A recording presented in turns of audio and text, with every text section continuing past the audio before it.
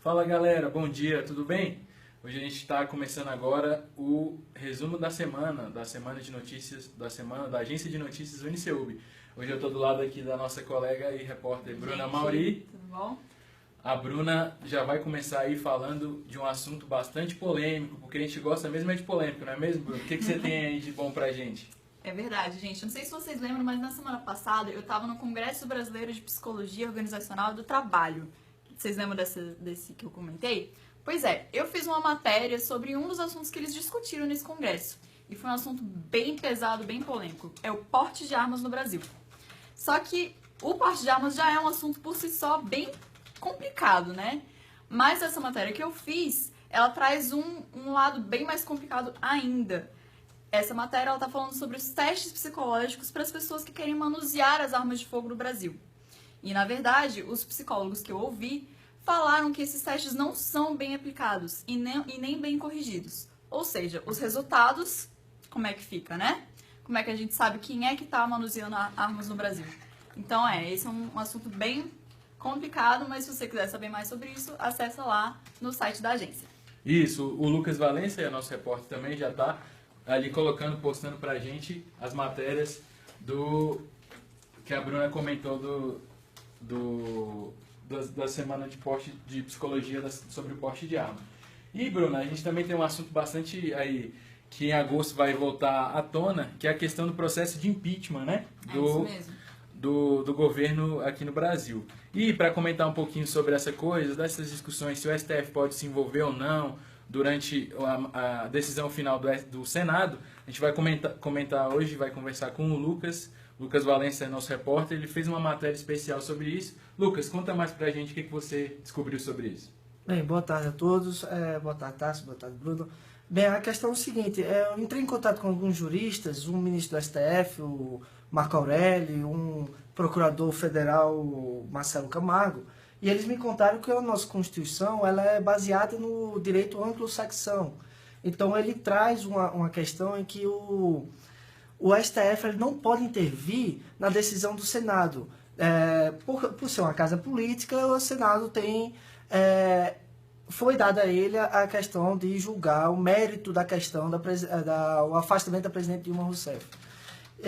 Mas muitos questionam, e se esse mérito não for apreciado, digamos assim, o STF poderia vir a tomar essa decisão? Bem, segundo esses juristas, ele não poderia. E para mediar essa questão, é por essa razão que a presidência do Senado, nessa votação, vai ser presidida pelo presidente do STF.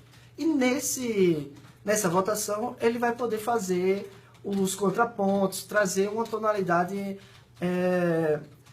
mais jurídica para a questão da votação do Senado. Mas mais informações, se os senhores quiserem acessar, está na matéria divulgada na Agência de Notícias. Muito bem, Lucas. E continuando, a gente tem também as matérias da semana sobre as contradições olímpicas, né? A série que o Tássio está fazendo sobre as Olimpíadas, que começam agora no dia 5 de agosto. 5 de agosto. Então conta mais, Tássio. Isso, como a gente vem falando aí desde a semana passada, a gente está publicando uma matéria por dia, que vai ao ar até o dia 5 de agosto, data de abertura oficial dos Jogos. E nessa semana tiveram aí temas bastante interessantes que foram ao ar, e um deles é o que fala sobre a prostituição e o turismo sexual. Como a gente sabe, né, Bruna, o Brasil é um local que é muito assediado, né, por criminosos e que utilizam o turismo sexual para ganhar dinheiro. E durante as Olimpíadas essa é uma preocupação ainda maior.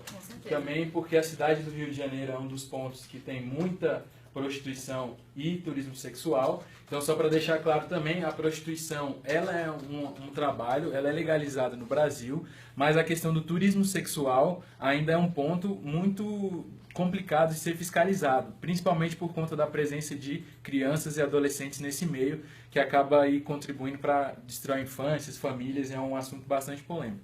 E para comentar sobre isso, eu falei com uma representante do Comitê Rio Popular, a Larissa Lacerda, que esse comitê é um grupo organizado por pessoas da sociedade civil mesmo, que falam sobre demandas sociais que as Olimpíadas trouxeram aí para a cidade do Rio de Janeiro.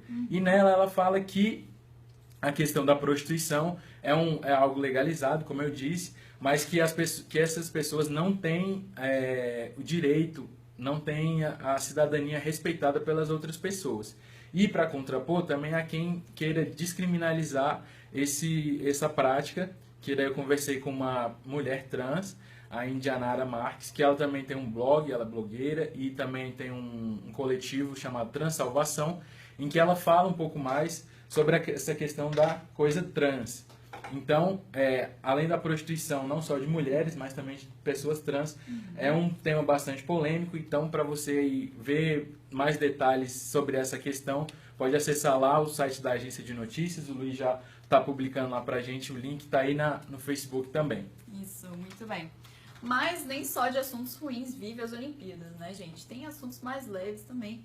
E o Tasso fez uma matéria super legal, eu achei assim incrível o assunto que ele resolveu abordar, que é o primeiro time de refugiados, primeiro time olímpico de refugiados da história. Eu achei fantástico. Esse time, ele, na verdade, essa é meio que uma campanha, né, Tasso? Exato. Que foi feita pelo Comitê Olímpico Internacional, junto com a ONU. Eles escolheram, dentre vários refugiados com potencial para serem atletas, eles escolheram, fizeram um processo seletivo lá, que escolheram de acordo com o índice olímpico, né? Exato. Eles escolheram 10. Então são refugiados aqui no Brasil ou em outros países e tal, que vão competir agora nessas Olimpíadas. E aí, além disso, tem também, junto com essa questão do primeiro time, tem também uma campanha que eles lançaram ao mesmo tempo, que é uma campanha chamada #WithRefugees, que em português significa com refugiados. É uma campanha para conscientizar o pessoal e os governos sobre essas pessoas que precisam de ajuda, né? Precisam de direitos básicos como todo mundo. Alimentação, saúde, educação, moradia, enfim. E além disso, o Tasso também conta uma história muito legal, né? De uma menina bem nova, ela tem 17 anos, 17 né? anos. Pois é uma menina síria, ela tá refugiada na Alemanha, né? Em Berlim. E ela conta um pouquinho da história dela, como foi sair da Síria e ir para a Alemanha. E ela se tornou atleta da natação. E agora ela vai competir. E na história dela tem um ponto bem interessante que eu não vou contar para vocês agora, eu vou deixar no mistério. Que eu acho que vocês vão gostar muito de saber o que é. Então, para você saber, acessa lá o nosso site. Por favor. Exato, Bruna. E também teve outra matéria aí dessa série Contradições Olímpicas, que foi ao ar, falando sobre a venda de ingressos e a atuação de cambistas, né, Bruno? Isso mesmo. Felizmente, aqui no Brasil, essa é uma prática aí muito comum, né, nos eventos. A gente vê principalmente em estádios de futebol, mas também em outros eventos. E na Olimpíada não é diferente, infelizmente. Na verdade, só aumenta, né? Só aumenta. Ainda mais com grande número de turistas, né, e com moedas estrangeiras entrando no Brasil, Sim, esse crime acaba ganhando um potencial ainda maior.